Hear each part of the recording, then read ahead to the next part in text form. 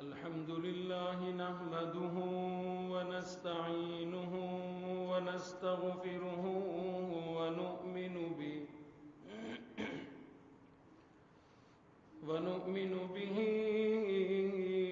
ونتوكل عليه ونعوذ بالله من شرور أنفسنا ومن سيئات أعمالنا من يهده الله فلا مضل له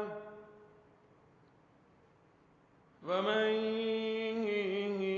يضلله فلا هادي له ونشهد أن لا إله إلا الله وحده لا شريك له ونشهد أن سيدنا وسندنا ونبينا وشفيعنا وهادينا ومرشدنا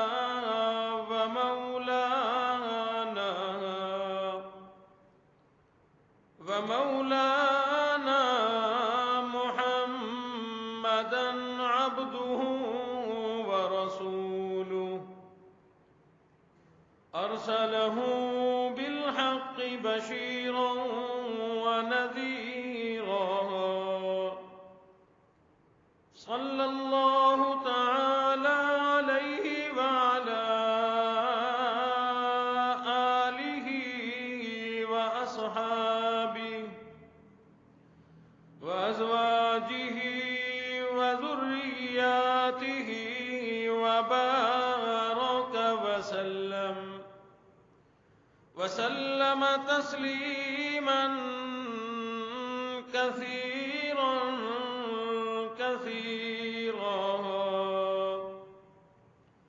أما بعد فأعوذ بالله السميع العليم من الشيطان الرجيم بسم الله الرحمن الرحيم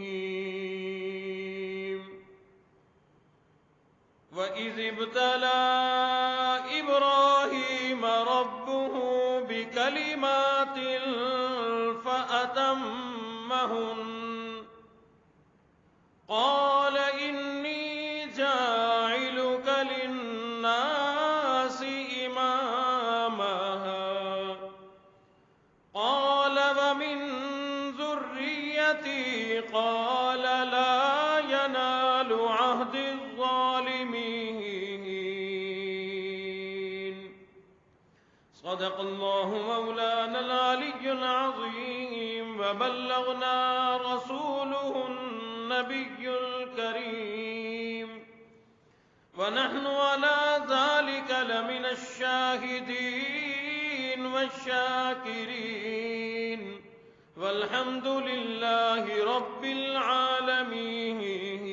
العالمين اللهم صل على محمد وعلى آل محمد كما صليت على إبراهيم وعلى آل إبراهيم إنك حميد مجيد اللهم بارك على محمد وعلى آل محمد كما باركت على إبراهيم وعلى آل إبراهيم إنك حميد مجيد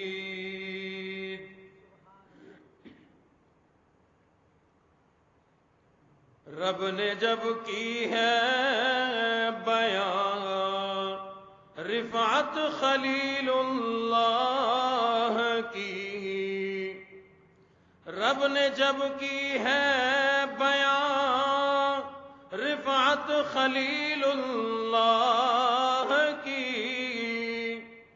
انسان بھلا کیوں نہ کرے مدحت خلیل اللہ کی، نام ان کا یوں درود پاک میں شامل کیا، نام ان کا یوں درود پاک میں شامل کیا، تا قیامت نشر ہو عظمت خلیل اللہ کی، تھے بڑے وہ بردبارو مہربانو رحم دل، تھے بڑے وہ بردبارو مہربانو رحم دل، شان میں نازل ہوئی آیت خلیل اللہ کی، وہ بلا مہمان تناول کر نہ سکتے تھے طعام، وہ بلا مہمان تناول کر نہ سکتے تھے طعام، مہمانداری کہ تھی عادت خلیل اللہ کی، ہم کے خوگر گوشت خوری کے ہیں ان کے نام پر، ہم کے خوگر گوشت خوری کے ہیں ان کے نام پر، ہم میں بھی ہے کیا کوئی عادت خلیل اللہ کی، آج صدیوں بعد بھی پھر تازہ ہو جاتی ہے یاد، آج پھر صدیوں بعد بھی تازہ ہو جاتی ہے یاد، حج بیت اللہ کی صورت خلیل اللہ کی،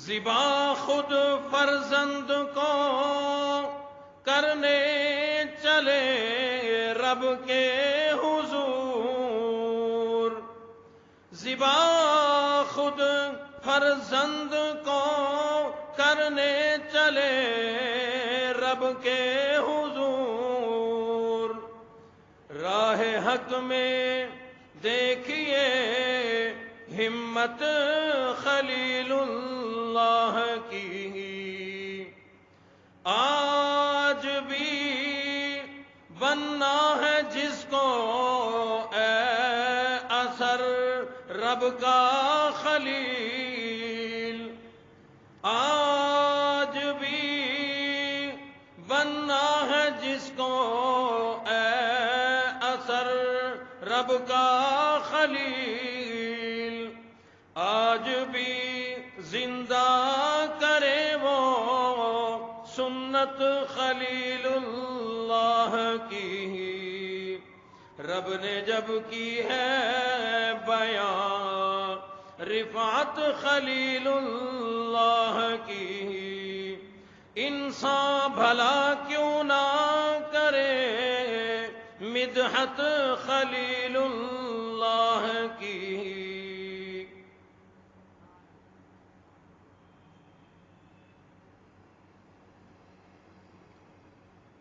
انتہائی واجب الاحترام معزز سامعین،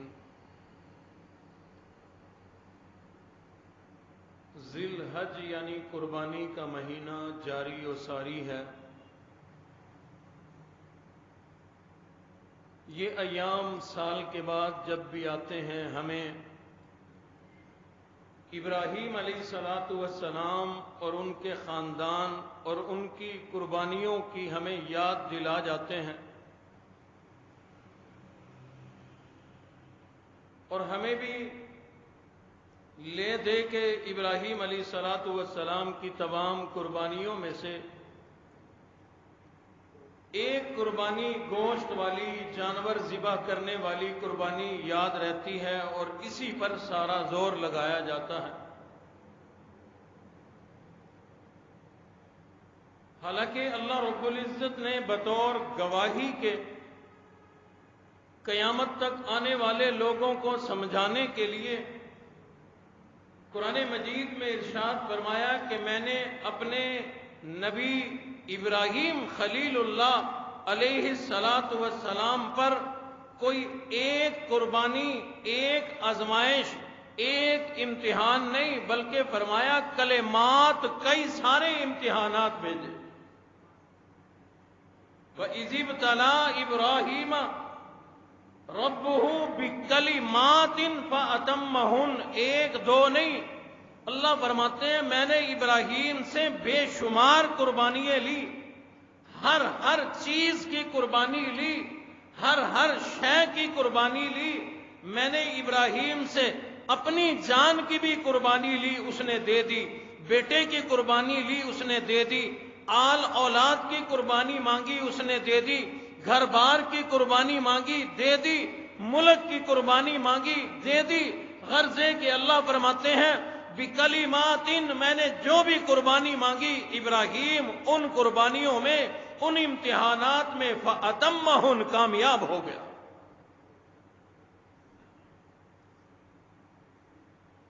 اور ان قربانیوں کا مقصد بھی یہی ہے، اللہ نے ہمارے آسمانی کتاب قرآن مجید میں جو ابراہیم کی قربانی کا تذکرہ فرمایا، تو اللہ ہمیں ابراہیم علیہ السلام کی قربانیاں بتا کر، دکھا کر، سمجھا کر یہ بات ہمارے ذہن نشین کر دینا چاہتے ہیں کہ لوگوں، اللہ کو راضی کرنے کے لیے اگر اپنا سب کچھ قربان کرنا پڑے تو قربان کر دینا، قربان کر کے بھی تمہارا نقصان نہیں ہوگا، تم کامیاب ہو جاؤ۔ ابراہیم علیہ الصلوۃ والسلام کی پوری زندگی کو اللہ رب العزت نے پیش فرما دیا۔ اللہ فرماتے ہیں او لوگوں، میرے نبی، میرے بندے، ابراہیم علیہ الصلوۃ والسلام کی زندگی کا تم عام کتاب میں نہیں، قرآن مجید میں مطالعہ کرو۔ وہ کتاب، وہ کلام اللہ، وہ قرآن مجید جس کو اللہ نے نازل فرمایا، جبرائیل امین جیسا طاقتور فرشتہ، ایماندار فرشتہ اس کو لے کر کے نازل ہوا، امام الانبیاء کے سینہ اطہر پر، قلب اطہر پر یہ قرآن مجید نازل ہوا۔ صحابہ نے قربانیاں دے کر، اپنی جان کے نذرانے پیش کر کے اس کتاب قرآن مجید کی حفاظت فرمائی، ایسی حفاظت فرمائی قیامت آ جائے گی، صحابہ کی قربانیاں ضائع نہیں ہوں گی۔ اللہ فرماتے ہیں عام کتاب میں نہیں بلکہ قرآن مجید میں نے ذکر کر دیا، فرمایا وَاذْكُرْ فِي الْكِتَابِ إِبْرَاهِيمَ، اللہ نے گواہی دے دی، ابراہیم کا ذکر میں نے قرآن مجید میں کر دیا۔ اور لوگوں، تمام قرآن مجید کو پڑھ کے دیکھو، ابراہیم علیہ الصلوۃ والسلام کی زندگی کا ایک ایک واقعہ موجود ہے، ایک ایک قربانی موجود ہے، ایک ایک امتحان موجود ہے، اور تمام امتحانوں میں ابراہیم علیہ الصلوۃ والسلام کامیاب ہو گئے۔ قرآن گواہی دیتا ہے۔ نعرہ تکبیر، نعرہ تکبیر۔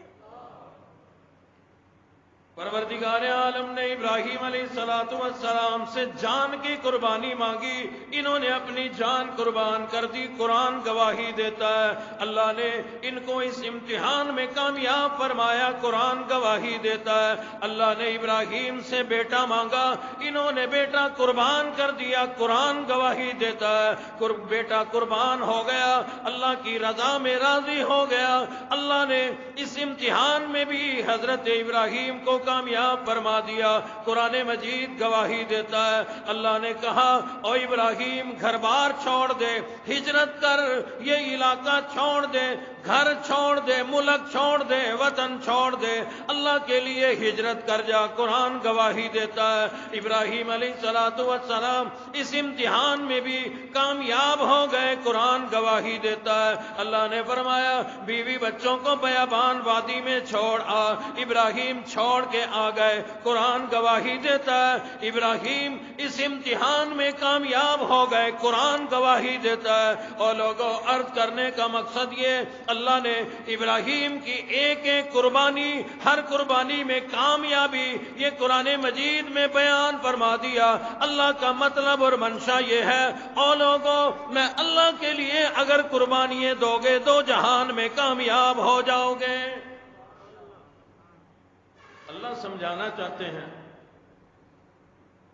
کہ جب جس چیز کا تقاضا ہو، جس چیز کی ضرورت ہو، دین کی سربلندی کے لیے، قرآن کی سربلندی کے لیے، ایمان کی سربلندی کے لیے، اللہ اور اس کے رسول کے نام پر اللہ اور اس کے رسول کو راضی کرنے کے لیے مال کی ضرورت ہو مال قربان کرو، جان کی ضرورت ہو جان قربان کرو، گھر بار کی ضرورت ہو گھر بار قربان کرو، حتیٰ کہ اولاد کی ضرورت ہو اولاد قربان کرو۔ قربان کر کے قربان ہو کے تم ناکام نہیں ہوگے، دو جہان میں کامیاب ہو جاؤ گے۔ اللہ فرماتے ہیں میں نے بڑا آزمایا اپنے نبی ابراہیم کو، بڑا آزمایا، اور اللہ خود گواہی دے رہے ہیں فَأَتَمَّهُنَّ، ابراہیم کامیاب ہو گیا۔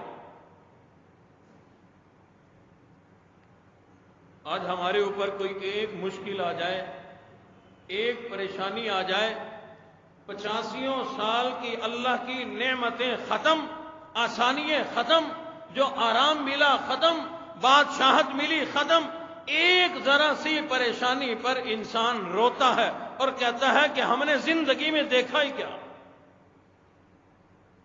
اور اب تو آگے بات چلی گئی، نام لیا جاتا ہے باقاعدہ کہ اللہ نے ہمیں دیا کیا ہے، ہمیں ملا کیا ہے۔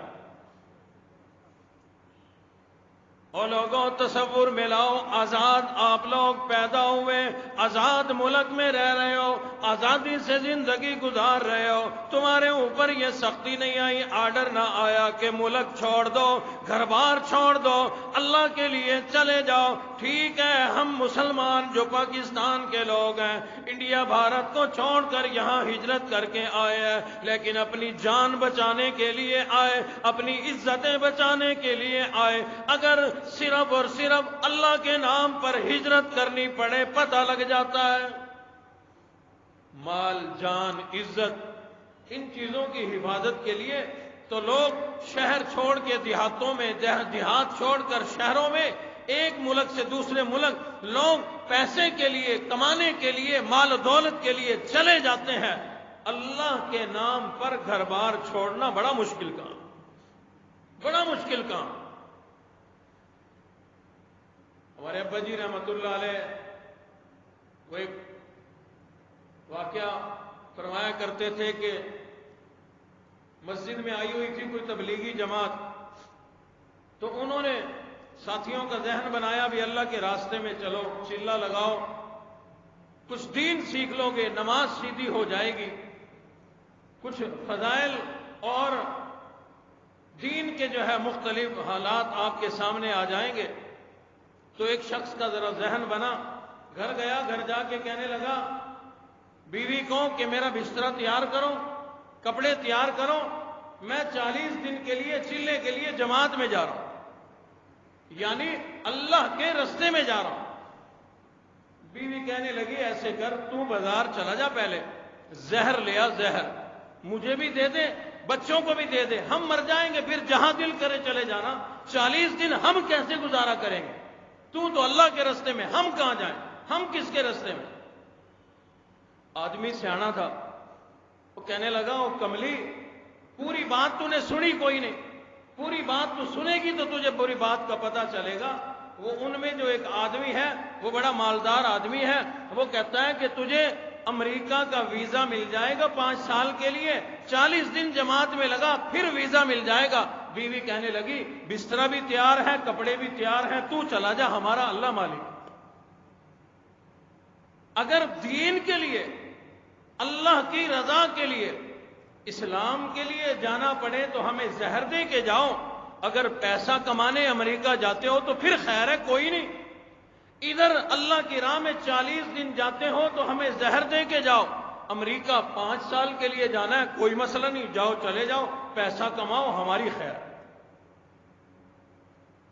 اللہ اور اس کے رسول کے لیے، اللہ کو راضی کرنے کے لیے اپنی کوئی چیز قربان کرنا، گھر بار چھوڑنا، بیوی بچہ چھوڑنا، یا بیوی بچے کو قربان کرنا، یا اپنی جان قربان کرنا، یہ بڑا مشکل کام ہے، لیکن یہ ظاہراً مشکل نظر آتا ہے، مشکل ہے کوئی نہیں، مشکل ہے کوئی نہیں۔ صحابہ کرام کی زندگی اس سے الٹ تھی، انہیں دنیا کمانا مشکل نظر آتا تھا، دین کے لیے، اللہ کے لیے اپنی جان قربان کرنا بڑا آسان لگتا تھا۔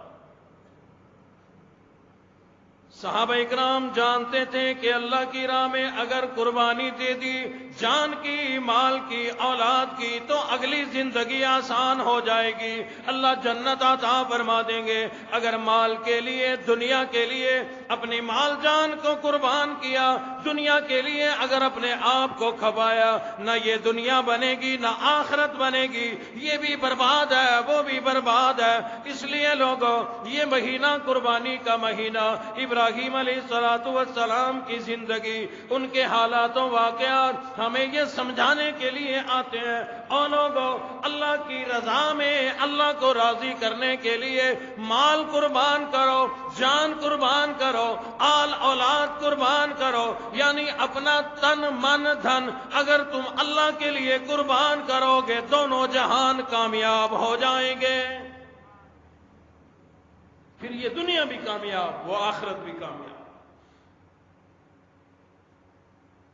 اور معلوم نہیں اللہ نے ابراہیم علیہ السلام پر امتحانات کتنے بھیجے، اللہ نے گنتی نہیں فرمائی، فرمایا بکلمات، جمع کا صیغہ ہے، نہیں معلوم کتنے، اور جو معلوم ہے مختصراً حال میں آپ کو تازہ سناتا ہوں، پہلے بھی آپ جانتے ہیں، انہی سے اندازہ لگا لینا کہ یہی 5-7 جو امتحانات ہیں، جو قربانی ہیں ابراہیم علیہ السلام کی، ساری بڑی مشکل، ساری ہی ایسی کہ انسان کا جی نہیں چاہتا کہ اللہ کے لیے ایسی قربانی دے، لیکن ابراہیم نے تمام چیزیں قربان کر دی۔ اپنے والد سے جب ٹکر ہوئی، والد کو اللہ کی وحدانیت سمجھائی، باپ نے کہا ابراہیم چپ ہو جا ورنہ پتھر مار مار کے تجھے سنسار کر دوں گا، یعنی گھر چھوڑنا پڑ گیا، گھر چھوڑ دیا، گھر کی قربانی۔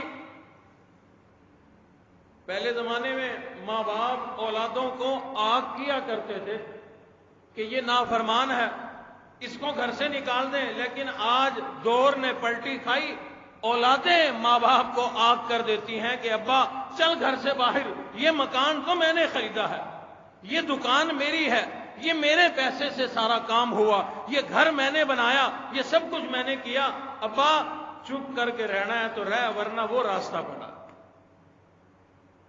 ابراہیم علیہ السلام کو ان کے ابا نے جب سختی کی، ابا کہنے لگے اے ابراہیم اگر تو نے میرے بتوں کو برا بھلا کہنا نہ چھوڑا، اگر تو نے ان کی مخالفت نہ چھوڑی تو اے ابراہیم تجھے اتنے پتھر ماروں گا، اتنے پتھر ماروں گا تیری جان چلی جائے گی۔ ابراہیم علیہ السلام نے جھگڑا ختم کیا، ابراہیم علیہ السلام نے فرمایا او میرے ابا پھر میرا آخری سلام قبول کرو، آج کے بعد میں یہاں لوٹ کر واپس نہ آؤں گا. اللہ کے لیے اپنا گھر قربان کر دیا, بغیر چھت کے, بغیر گھر کے زندگی گزار رہے ہیں. جیسے کیسے اللہ نے انتظام فرمایا, زندگی گزارنی شروع کی. ادھر علاقہ سارا بادشاہت حکومت سمیت بت پرست ہیں, بت گھر ہیں, بت بناتے ہیں, بتوں کی پوجا کرتے ہیں, بتوں کو فروخت کرتے ہیں. ابراہیم علیہ السلام اندر اندر سے کڑتے ہیں کہ کسی طرح یہ لوگ ان ہزاروں لاکھوں بتوں کو چھوڑ کر, اتنے خداؤں کو چھوڑ کر ایک خدا کی ماننے والے بن جائیں. اس کے لیے ایک طریقہ اختیار کیا. سب لوگ کہیں باہر گئے ہوئے تھے, میلے پر گئے ہوئے تھے. ابراہیم علیہ السلام نے ان کے بت خانے میں گھس کر, بت خانے میں جا کر کلہاڑا لیا, کسی کا بازو کاٹا, کسی کی ٹانگ کاٹی, کسی کا کچومر نکال دیا, کسی کی گردن اڑا دی. لیکن ان میں ایک جو سب سے بڑا تھا اس کو کچھ نہ کہا, اس کے گلے میں کلہاڑا لٹکا دیا, کلہاڑا لٹکا دیا سمجھانے کے لیے. قوم جب واپس آئی انہوں نے اپنے خداؤں کا برا حال دیکھا, اپنے بتوں کا برا حال دیکھا. کہنے لگے کہ یہ ہمارے خداؤں کا حشر نشر کس نے کر دیا, ہمارے خداؤں کے ساتھ زیادتی کس نے کر دی. لوگ کہنے لگے, مشورہ کرنے لگے, بتلاؤ یہ کس کا کام ہو سکتا ہے. ایک آدمی کہنے لگا, ہو نہ ہو یہ ابراہیم کا ہی کام ہے.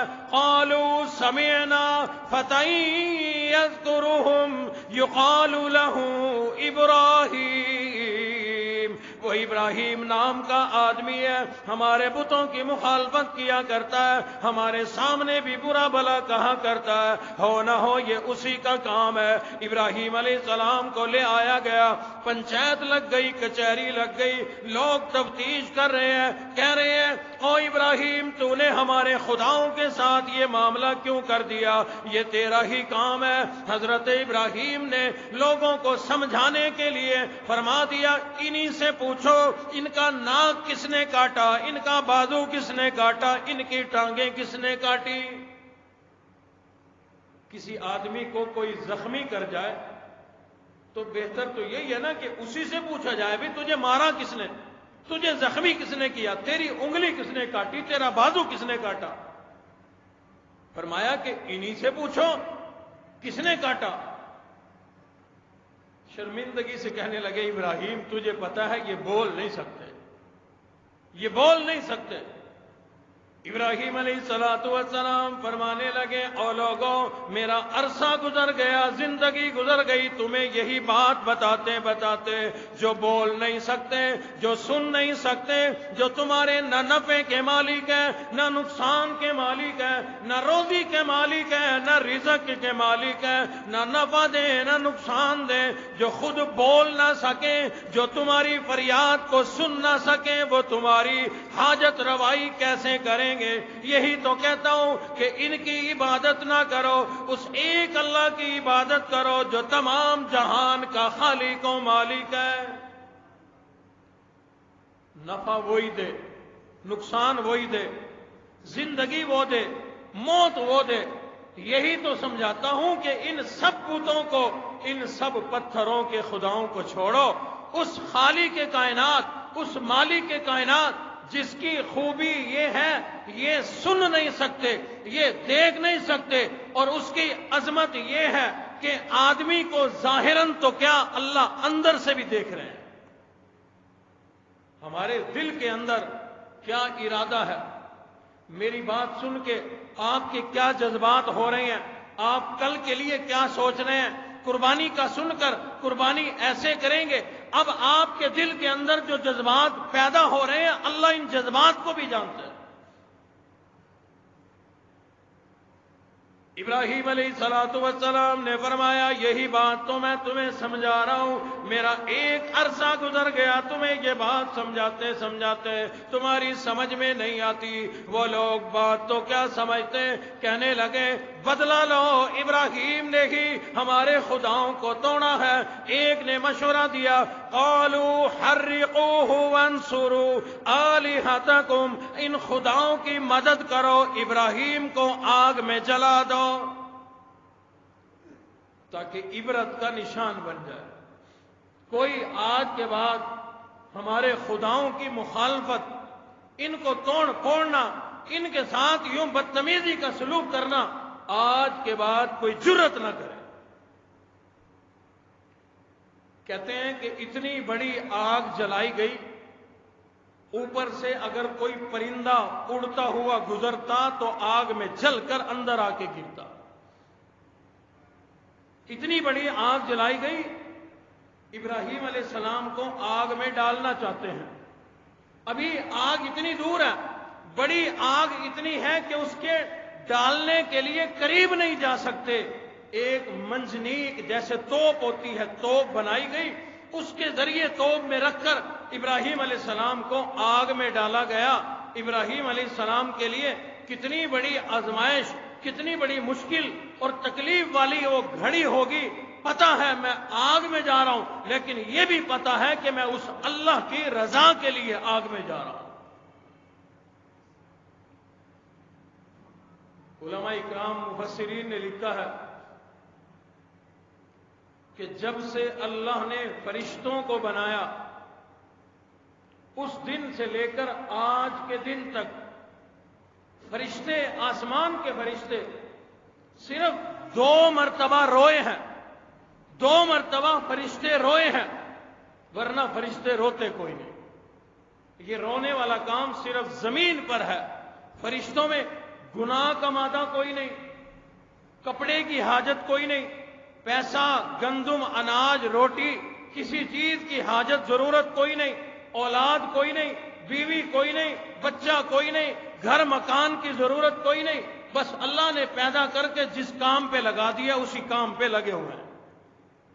اور وہ کام کیا ہے؟ فیکٹری نہیں ہے, ملازمت نہیں ہے, مزدوری نہیں ہے, افسری نہیں ہے. اللہ نے ایک فرشتے کو پیدا فرما کر اس کو کہا کہ تو یوں کھڑا ہو جا اور اللہ کی تعریف کرتا رہو, وہ کر رہا ہے. ایک فرشتے کو پیدا کر کے اللہ نے کہا رکوع میں کھڑے ہو کر یوں کہو سبحان ربی العظیم, تو وہ کھڑا ہے. ایک کو پیدا کر کے فرمایا کہ تو سجدے میں جا کر یوں کہو سبحان ربی الاعلی, تو وہ کہہ رہا ہے. تو فرشتے روتے کوئی نہیں. ہم یا تو ضرورت پہ روئیں گے, یا نقصان پہ روئیں گے, یا گناہوں کو یاد کر کے اللہ کے سامنے روئیں گے. فرشتوں کو ایسا کوئی معاملہ کوئی نہیں تو وہ روتے بھی کوئی نہیں. تمام کائنات میں آج تک فرشتے صرف 2 مرتبہ روئے ہیں. ایک مرتبہ جب حضور علیہ الصلوۃ والسلام تبلیغ کے لیے طائف میں گئے, طائف والوں نے پتھر مارے. آقا علیہ الصلوۃ والسلام کا جسم اطہر لہو لہان ہے, آپ کی پنڈلیوں پر, صحابی کہتے ہیں یہ ہڈیوں پر, آپ کے ٹخنے پر لوگوں کے مارے ہوئے جب پتھر لگتے تھے تو تڑاک تڑاک کی آواز صحابی کہتے ہیں میرے کانوں نے سنی.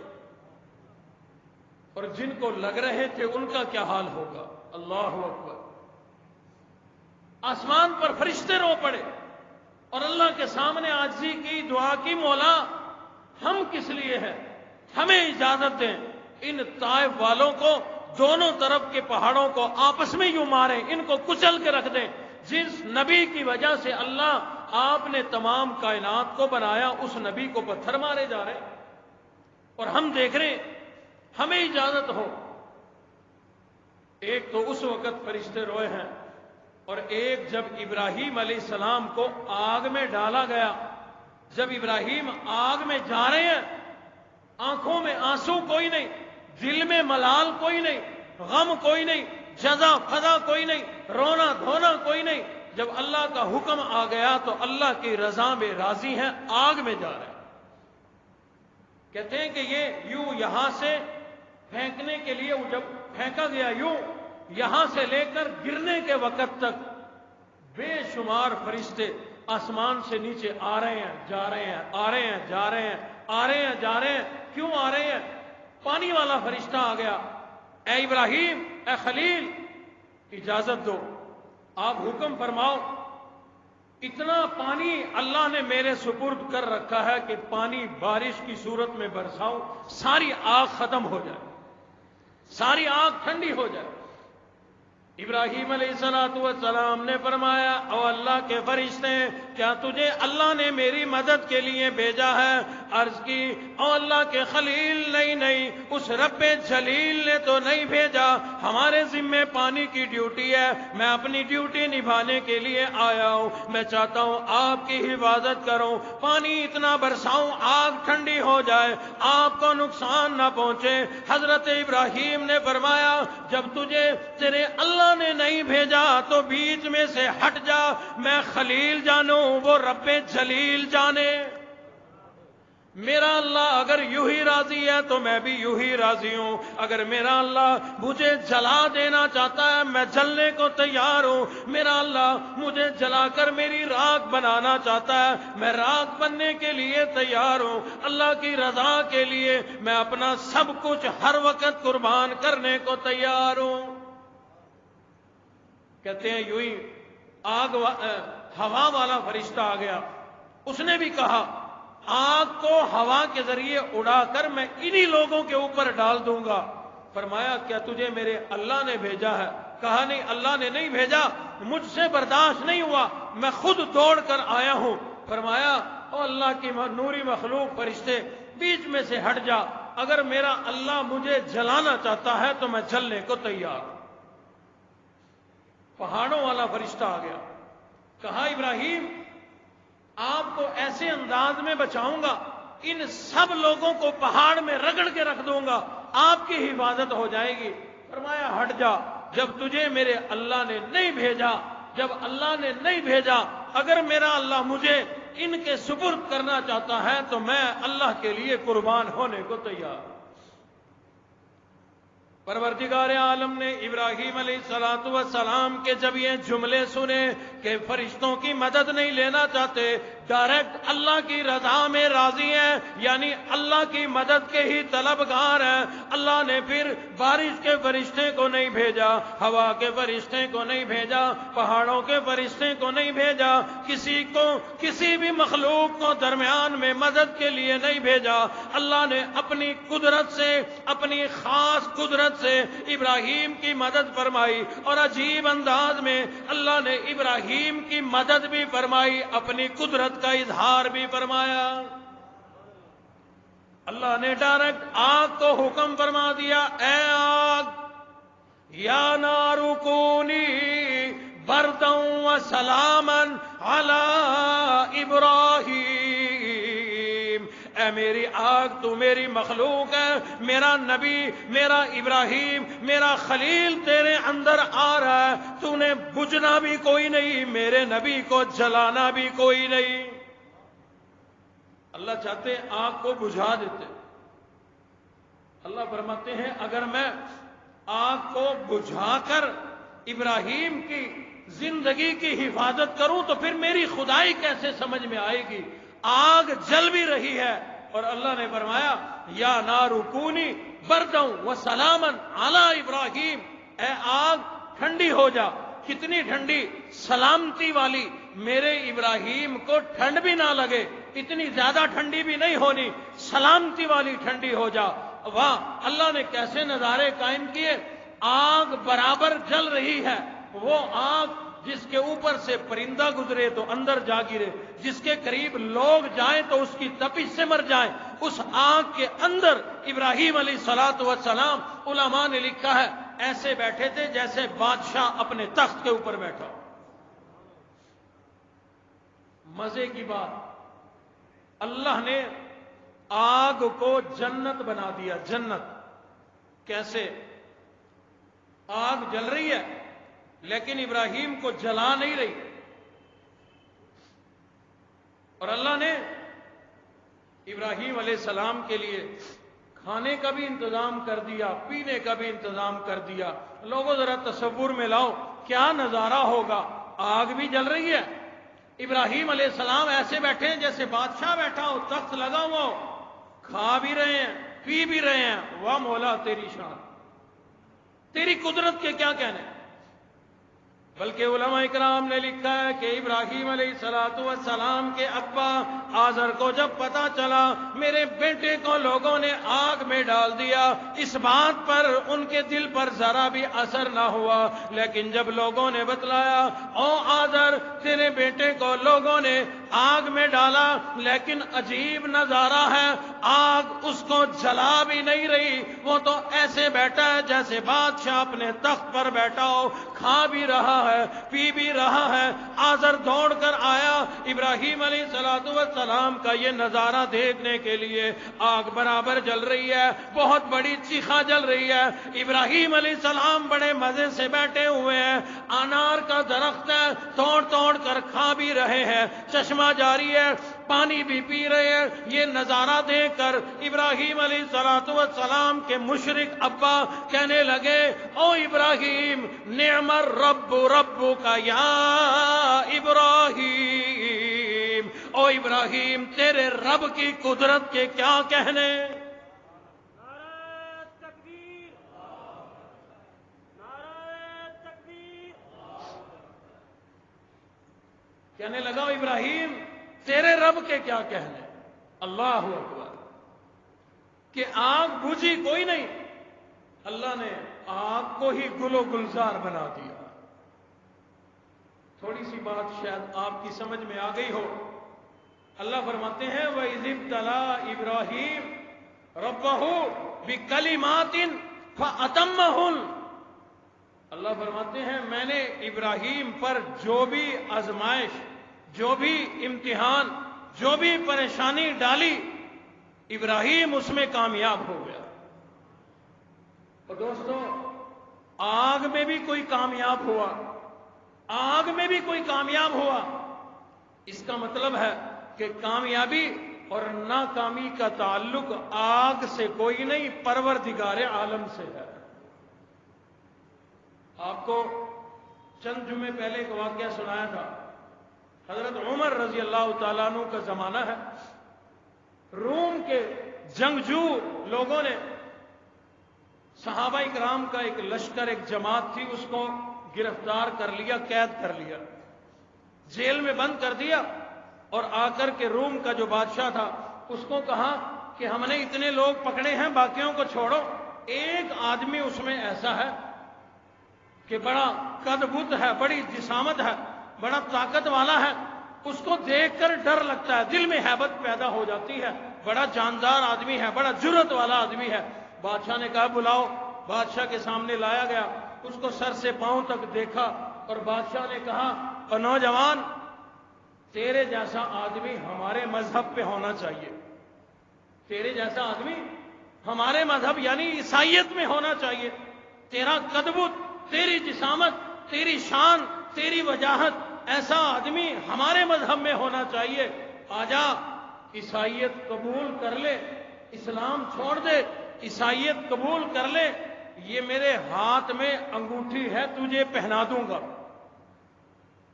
اس کا مطلب یہ ہوتا تھا کہ بادشاہ اپنی آدھی بادشاہت دے دے گا، آدھی بادشاہت دے دے گا. اس نے سوال کیا وہ بادشاہ تیرے قبضے میں کتنی جگہ ہے؟ یہ جو زمین ہے پوری زمین ہے، اس میں سے تیری حکومت کتنی جگہ پر ہے؟ اس نے تھوڑی سی بتلائی جتنی تھی. وہ نوجوان کہنے لگا او بادشاہ اگر تیرے قبضے میں تمام کائنات کی حکومت ہو، تمام زمین پر تیری حکومت ہو، تو کہتا ہے میں اسلام چھوڑ دوں، اسلام چھوڑ دوں. اگر تو مجھے تمام زمین کی بادشاہت کے بدلے میں یوں کہے کہ میں اذان نہ دوں، ایک ٹائم کی اذان نہ دوں، اور بدلے میں تو مجھے تمام زمین کی حکومت دے دے، میں اتنے پر بھی سودا کرنے کو تیار کوئی نہیں. ایک اذان کے بدلے میں تیرے ساتھ میں سودا کرنے کو تیار کوئی نہیں. کہاں پورا اسلام, کہاں پورا دین, کہاں پورا قرآن. میں تو ایک ٹائم کی ایک اذان بھی چھوڑنے کو تیار کوئی نہیں. بادشاہ نے کہا یہ ایسے نہیں مانے گا. ایک بہت بڑی آگ جلوائی, بہت بڑا کڑھایا دیگ رکھوایا, اس کے اندر پانی بھر دیا. جب وہ پانی جوش مارنے لگا, اچھی طرح گرم ہو گیا, کھولتا پانی ہے. ایسے پانی میں کسی چیز کو بھی ڈالو جل کر خاک ہو جائے گا. بادشاہ کہنے لگا اس نوجوان کو پکڑ کر اس میں ڈال دو, جب اس میں جائے گا یا مر جائے گا یا عقل ٹھکانے آ جائے گی. جب ڈالنے لگے نا, نوجوان کہنے لگا ہٹو یار, تم پیچھے ہٹ جاؤ, تم ڈالنا ہی چاہتے ہو نا اندر, تو میں خود چلا جاتا ہوں, ڈالنے کی کیا ضرورت ہے. اگر میں خود نہ گیا پھر بھی تم اٹھا کر مجھے اندر ڈالو گے. سب نے دیکھنے کے لیے ہاتھ پیچھے کر لیے. تاریخ میں لکھا ہے صحابی رسول نے بسم اللہ الرحمن الرحیم پڑھ کے پانی کے اندر قدم رکھ دیا. گرم گرم پانی, کھولتا ہوا پانی, ابلتا ہوا پانی, بسم اللہ پڑھ کے قدم اندر رکھا. بہت بڑا وہ کڑھایا تھا, بہت بڑی دیگ تھی.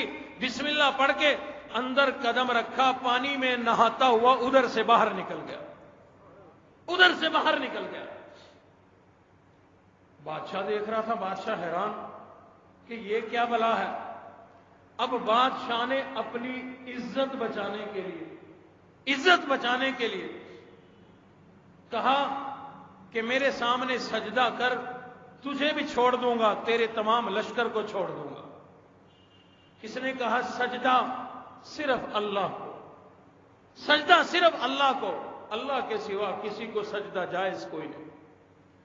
بادشاہ نے کہا ایسے کر, میرے ہاتھ پہ بوسہ دے دے, میرے ہاتھ پہ بوسہ دے دے, تو بھی رہا, تیرے ساتھی بھی رہا. کہنے لگا کہ اللہ کا نبی اگر موجود ہوتا تو اللہ کے نبی کے ہاتھ پر بوسہ دیتا, یا ابا موجود ہو, ابا کے ہاتھ پر بوسہ دے سکتا ہوں, کسی اور کو بوسہ دینا جائز کوئی نہیں, لہذا بوسہ دینے کو تیار کوئی نہیں. وہ کہنے لگا نا مراد کسی طرح تو قابو آ. اس نے کہا ایسے کر, میری پیشانی پہ بوسہ دے دے. صحابی نے کہا ایک شرط ہے. کہا تیری ہر شرط منظور ہے. کہنے لگا کہ میں اپنی آستین بازو یہ تیرے ماتھے پہ رکھ کے اپنی بازو پہ, اپنی آستین پہ بوسہ لوں گا. بادشاہ کہنے لگا میں تو تنگ آیا پڑا ہوں, جلدی کر, جو کرنا ہے جان چھوڑ. یوں یہ آستین بادشاہ کے ماتھے پہ رکھ کے اس نے اپنی آستین کا بوسہ لیا. نیت یہ رکھی کہ میں بادشاہ کو نہیں بلکہ اپنی آستین کو بوسہ دے رہا ہوں. جب اس نے بوسہ لے لیا, بادشاہ نے اس سمیت تمام صحابہ کو آزاد کر دیا اور ایک خط لکھا حضرت عمر فاروق رضی اللہ تعالیٰ عنہ کے نام, امیر المومنین کے نام خط لکھا اور کہا کہ اے عمر تجھے مبارک ہو, تمہارے دین میں ایسے لوگ موجود ہیں, ایسے لوگ موجود ہیں, نہ ڈرنے والے, نہ جھکنے والے, نہ بکنے والے, نہ موت سے ڈرنے والے, ایسے لوگ موجود ہیں. اور ایک نیچے ایک جملہ لکھا, کہا اے عمر اگر یہ آدمی ہمارے دین پر ہوتا تو ہم اس کی عبادت کرتے, ہم اس کی عبادت کرتے. یہ اتنا عظیم آدمی ہے. عرض کرنے کا مقصد یہ کہ اللہ نے صرف ابراہیم علیہ الصلوۃ والسلام تک مخصوص نہیں کیا بلکہ قاعدہ بنا دیا کہ جو اللہ کے لیے قربانی دے, اللہ تو صرف اندر کو دیکھنا چاہتے ہیں, قربانی لینا نہیں چاہتے. اللہ نے جب حکم دیا ابراہیم اپنے بیٹے کو ذبح کر, اب ابراہیم علیہ السلام نبوت کا سارا زور لگا کر تیز دھار چھری کے ذریعے اپنے بیٹے کی گردن پر چلا رہے ہیں, ذبح کر رہے ہیں, سارا زور لگا دیا. ایک کمزور روایت, ضعیف روایت کہ ابراہیم علیہ السلام نے سیدھا لٹا کے ذبح کیا, نہیں ہوئے, الٹا لٹا کے ذبح کیا, نہیں ہوئے, پتھر پر چھری کو تیز کیا پھر ذبح کیا, نہیں ہوئے. جب غصے میں آ کر وہی چھری پھینک کے ماری جس پہاڑ کو لگی، پہاڑی کو لگی، وہ پہاڑی دو ٹکڑے ہو گئی، لیکن وہ اتنی تیز چھری جس نے پہاڑ کو ٹکڑے کر دیا، حضرت اسماعیل کی گردن پر وہ چھری نہیں چلی۔ کیوں؟ اللہ دل کے جذبات چاہتے تھے، یہ گردن کٹوانا نہیں چاہتے تھے۔ لیکن یہ نہ ذہن میں لانا کہ یہ حضرت اسماعیل اور حضرت ابراہیم کوئی نعوذ باللہ ڈرامہ کر رہے تھے، نہیں، قرآن مجید گواہی دیتا ہے۔ حضرت ابراہیم نے بھی اپنی ساری کوشش کر دیکھی، حضرت اسماعیل نے بھی اپنی ساری کوشش کر دیکھی، لیکن اللہ صرف دل کے جذبات دیکھنا چاہتے تھے کہ یہ چڑھتی عمر کا جوان بچہ، یہ ابراہیم کی آنکھوں کا تارا بن چکا ہے۔ اللہ دیکھنا چاہتے تھے کہ ابراہیم کے دل میں اسماعیل کی محبت زیادہ ہے یا اللہ کی محبت زیادہ ہے۔ جب اس امتحان میں کامیاب ہو گئے، ابراہیم نے عرض کی، اللہ یہ کیسے ممکن ہے کہ آپ کی محبت پہ اولاد کی محبت غالب آ جائے؟ یہ ہو ہی نہیں سکتا۔ آپ کی محبت میں میں اپنا سب کچھ قربان کرنے کو تیار ہوں۔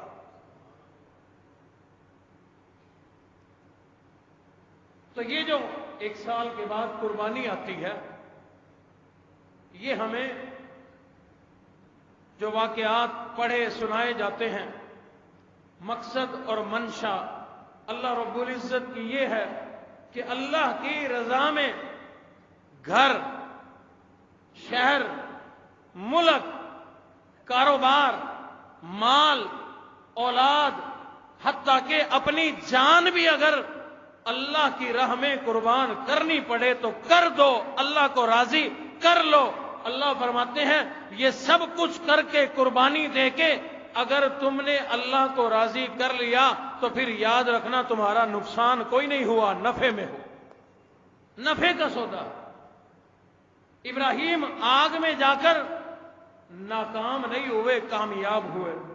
بیٹے کے گلے پہ چھری چلا کر ناکام نہیں ہوئے، کامیاب ہوئے۔ اپنا گھر بار قربان کر کے ناکام نہیں ہوئے، کامیاب ہوئے۔ اپنے بیوی بچوں کو بیابان وادی میں اللہ کو راضی کرنے کے لیے چھوڑ آئے۔ یوں کہوں جنات، جانور، درندے ہر چیز کے سپرد کر آئے۔ کوئی بھی چیز آ جائے تو وہ ان کو کھا جائے، ان کو چیر پھاڑ دے، سپرد کر آئے، بیابان وادی میں چھوڑ آئے۔ اس سب کے باوجود ابراہیم ناکام نہیں ہوئے بلکہ کامیاب ہو۔ پروردگار عالم ارشاد فرماتے ہیں وَإِذِ ابْتَلَىٰ إِبْرَاهِيمَ رَبُّهُ بِكَلِمَاتٍ فَأَتَمَّهُنَّ، ابراہیم علیہ السلام کو میں نے تمام امتحانوں میں کامیاب پایا۔ ابراہیم کامیاب ہے۔ اللہ فرماتے ہیں ابراہیم کی قربانی میں اللہ نے قبول فرمائی۔ اللہ فرماتے ہیں میں نے سب سے پہلا انعام یہ دیا اپنے نبی ابراہیم کو۔ اللہ نے فرمایا اے میرے ابراہیم، اے میرے خلیل، تجھے آنے والی تمام دنیا کا امام بناتا ہوں۔ اللہ نے فرمایا قال انی جاعلک للناس اماما، آج کے بعد جتنے بھی نبی آئیں گے، جتنے رسول آئیں گے، جتنے پیغمبر آئیں گے، تو ان تمام نبیوں کا امام ہے، پیشوا ہے، تو تمام انبیاء کا ابا ہے۔ علماء کرام نے لکھا ہے ابراہیم علیہ السلام کو ابو الانبیاء بھی کہا جاتا ہے۔ آدم علیہ السلام ابو البشر، تمام بشر، تمام انسانیت کے ابا، اور ابراہیم علیہ السلام ابو الانبیاء، تمام انبیاء کے ابا ہے ابراہیم علیہ السلام۔ اور اللہ نے یہ جو تمام نبیوں کا ابا بنایا اس لیے بنایا کہ انہوں نے اللہ کے لیے اپنا تن من دھن قربان کیا، اللہ کو راضی کیا۔ اللہ جب راضی ہو جائیں، حدیث شریف میں ہے جب اللہ راضی ہو جائیں اللہ انعامات کی بارش فرما دیا کرتے ہیں۔ اور اللہ نے ابراہیم علیہ السلام پر تو انعامات کی ایسی بارش فرمائی، ایسی بارش فرمائی، اگر تاریخ کا مطالعہ کریں کسی نبی کو بھی اللہ نے اتنے انعامات نہیں عطا فرمائے۔ ہمارے نبی امام الانبیاء کی تو کیا بات ہے، ان سے تو موازنہ ہو نہیں سکتا، لیکن اور تمام سوالات نبیوں میں اللہ نے جو عظمت ابراہیم علیہ السلام کو عطا فرمائی وہ کسی اور نبی کو نہیں عطا فرمائی۔ اور لوگوں، جس نبی کی چلنا، جس نبی کی قربانی، جس نبی کی ادائیں، جس نبی کی اولاد کی ادائیں، جس نبی کی بیوی کی ادا کو اللہ نے حج اور عمرے کا رکن بنا دیا ہو، اس نبی کی ادائیں اور انعامات اللہ کتنے راضی ہوں گے، اللہ نے کتنے انعامات دیے ہوں گے۔ اللہ رب العزت نے فرمایا، او ابراہیم تیرے اوپر انعامات کی بارش ہے، تو نے، تیرے بچوں نے، تیری بیوی نے جو چال چل کے دکھائی، آج کے بعد کوئی نبی آئے، رسول آئے، پیغمبر آئے، حتیٰ کہ تمام نبیوں کا سردار امام الانبیاء آئے، حج کرنے کا ارادہ رکھتا ہو، جب تک تیری بیوی کی چال چل کے نہ دکھائے گا حج قبول نہیں ہوگا۔ 40 لاکھ لوگ حج کے لیے گئے ہوئے ہیں، 40 لاکھ لوگ۔ پاکستان والے لوگ تقریباً 5.5 لاکھ ایک بندہ خرچہ کر کے گیا ہوا ہے، 5 سے اوپر ہو جائے گا دیگر خرچوں کے ساتھ، یہ 5 لاکھ لگا کر گئے ہوئے ہیں۔ اگر حضرت ابراہیم کی بیوی کی طرح چال چل کے نہ دکھائی تو 5 لاکھ ضائع، حج قبول کوئی نہیں۔ اللہ فرماتے ہیں تیرے آنے کا فائدہ ہی کوئی نہیں۔ اور مائی ہاجرہ نے وہ جو چال چلی تھی، کیوں چلی تھی؟ قربانی تو جو دینی تھی دے دی، گھر بار چھوڑا، شوہر کو چھوڑا، تمام سہولیات کو چھوڑا، بیابان وادی میں ہے۔ اب یہ جو چال چل رہی ہے، یہ اپنے بچے کے لیے پانی اور خوراک تلاش کرنے کے لیے کبھی دوڑ کر صفا پہ جاتی ہے، کبھی دوڑ کر مروہ پہ جاتی ہے، کبھی آہستہ چلتی ہے، کبھی تیز چلتی ہے، کبھی پہاڑی کے اوپر چڑھ کے یوں اونچا ہو کر ادھر اپنے بچے کی طرف دیکھتی ہے۔ اللہ نے فرمایا جہاں مائی صاحبہ دوڑی تم بھی دوڑو، جہاں ٹھہری تم بھی ٹھہرو، جہاں کھڑے ہو کر اس نے بیت اللہ کو دیکھا تم بھی بیت اللہ کی طرف دیکھو۔ اگر یہ ادا کسی نبی نے نہ اپنائی تو اس نبی کا بھی حج قبول نہیں ہوگا۔ تو دوستو، اللہ کے دین کے لیے مال کی بھی قربانی، جان کی بھی قربانی، اولاد کی بھی قربانی، جذبات کی بھی قربانی، احساسات کی بھی قربانی، خواہشات کی بھی قربانی، اگر یہ ساری قربانیاں ہم دینے والے بن جائیں تو یقین کرنا انشاءاللہ زندگی میں دیکھو گے کہ اللہ یہ قربانیاں قبول فرما کے اللہ اپنی رضا کا اعلان ہمارے لیے دنیا میں فرما دے۔ تو جانوروں کی قربانی کے ساتھ ساتھ ان قربانیوں پر بھی نظر رکھیں گے۔ کہیں کوئی غریب ہے، مالداروں کو اپنے گھر کے حصے میں سے، قربانی میں سے گوشت دوستوں کو پہنچاتے ہو، مالداروں کو پہنچاتے ہو، غریب فقیر کو چل کر ہمارے دروازے پہ آنا پڑتا ہے۔ ایسے ہے نا بھائی، ہمارے ہاں تو یوں ہی ہے، پتہ نہیں آپ کے علاقے میں شاید آپ فقیروں کے گھر پہنچاتے ہوں گے، ہمارے ہاں یوں ہی ہے، ہم بھی آپ جیسے ہیں بھائی، ہمارے ہاں یوں ہی ہے، فقیر لوگ ہمارے دروازے پہ آتے ہیں۔ اب ہم کیا کرتے ہیں کہ ساری قربانی کے گوشت میں سے جو گوشت ہمارے کھانے کے قابل کوئی نہیں، ہڈی وہ جس میں سے گودا نہ نکلے، خراب ہڈی، بوٹی وہ جس کو ہم چھچڑا کہتے ہیں، جو ہمارے کھانے لائق نہ ہو، اللہ کے راستے میں شاپر بھی یوں پکڑتے ہیں کہ وہ چھچڑا کہیں ہمیں نہ پکڑ لے، یوں لے جا کر فقیر کے ہاتھ میں اتنا دیا جاتا ہے کہ اس کی ایک ٹائم کی بھی ضرورت پوری نہیں ہوتی۔ ناراض نہ ہونا بھائی، میں بھی آپ کا ساتھ ہوں، میں بھی اپنی بات اپنے آپ کو بھی بیچ میں شامل کر رہا ہوں۔ 2 بوٹیاں، 3 بوٹیاں تو میں کہہ رہا ہوں بھائی، ہڈیاں اور چھچڑے ہوتے ہیں۔ وہ فقیر تمہیں دعائیں دیتا ہوگا، وہ فقیر تمہارے لیے جھولیاں پھیلاتا ہوگا۔ اللہ کے بندو، اپنے حصوں کو 3 برابر حصوں میں تقسیم کرو۔ جو 3 حصوں کی تقسیم ہے، 3 برابر، یہ اتنا جو گوشت تمہارے گھر میں آیا ہے تمہاری قربانی کا، اس پورے کو ٹک لگاؤ، 3 میں تقسیم کرو۔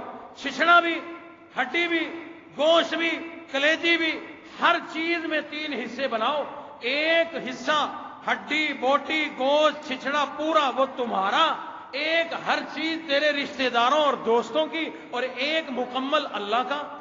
انصاف کرو۔ کیوں بھائی ارادہ کرتے ہیں اس دفعہ انصاف کرنے کا؟ اپنے وعدے کے پکے بھی ہیں آپ لوگ؟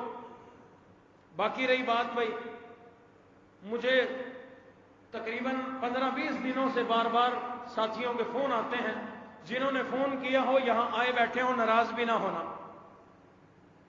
ڈنگر منڈی جانور منڈی میں گئے کھڑے ہوتے ہیں، مجھے فون کرتے ہیں کہ یہ ایک بکری ہے، اس کا ایک تھن چھوٹا ہے ایک بڑا ہے، قاری صاحب یہ لے لوں لگ جائے گی؟